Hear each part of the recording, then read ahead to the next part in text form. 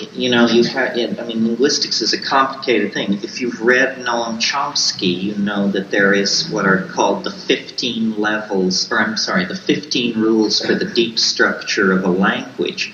Chomsky says that not only all known languages will follow these rules, but all possible languages will follow these rules, because if it doesn't follow these rules, it's not rationally apprehendable.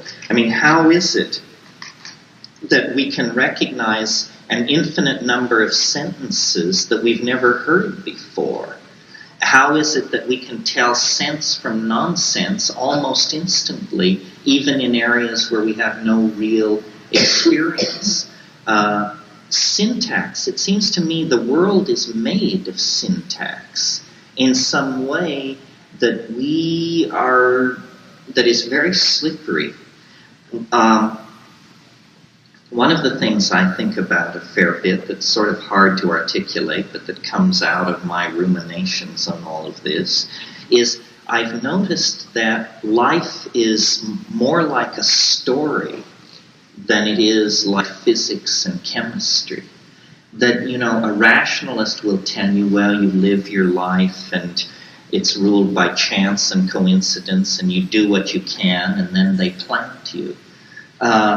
But what it really seems to be as lived is like a tale. We are all inside some kind of a literary construction of some sort. And the things that happen to us matter. They matter.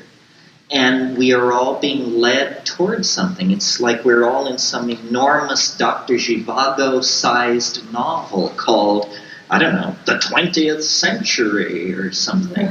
And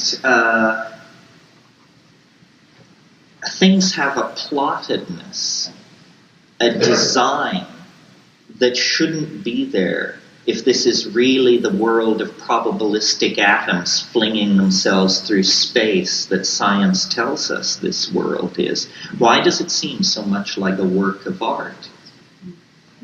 I feel sometimes like we're a mobile broadcasting radio station, and the words that we use are also transmitted telepathically, and it sort of creates this auric field that creates our reality. Yes, we all agree, I think, or it's well understood in our circles, that language makes reality. The obvious question then is, so how come the world isn't the way I want it? And this tension between we make the world, but the world isn't exactly the way we want it to be. And why is that? I'm not sure. As I mentioned last night, I don't think anybody understood what I was talking about, but I said since New Year's I've been trying to figure out if I'm dead or not. That's because the message I'm getting from life is that I'm in heaven. Things are running so smoothly that I wonder, was I struck by lightning late in December and didn't notice or something? And I'm slowly and gently uncovering the fact that I've been dead for weeks. And that explains why things are so much fun and why everything seems to be working so perfectly, because before that it was shit on a stick for a long time.